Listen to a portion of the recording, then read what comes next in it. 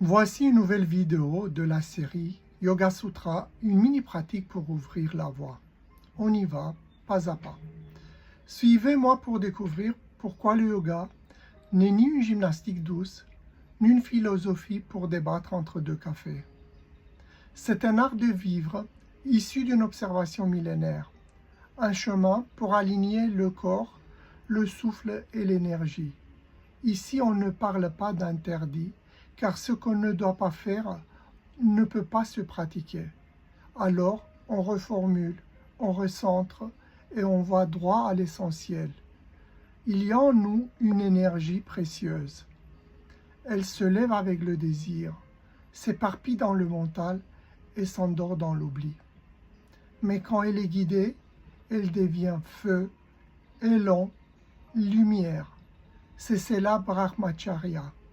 Non pas une règle froide, mais un art de vivre qui respecte la force de vie. Celui qui est fermement établi dans la Brahmacharya acquiert une grande vitalité.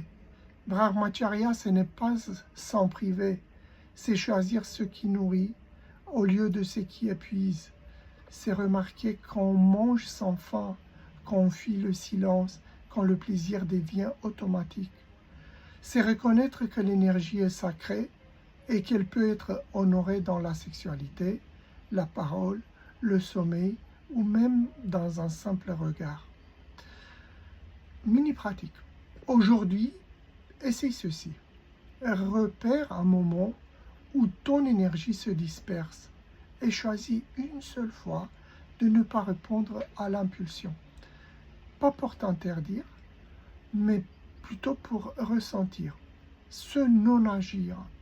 S'il est conscient, peut devenir un acte de puissance douce. Ce soir, demande-toi, qu'est-ce qui m'a nourri et qu'est-ce qui m'a vidé? Brahmacharya n'est pas un effort contre soi. C'est une offrande à ce qu'il y a de plus haut en soi. Pas un interdit, mais une direction, un choix de lumière. Suivez cette lumière.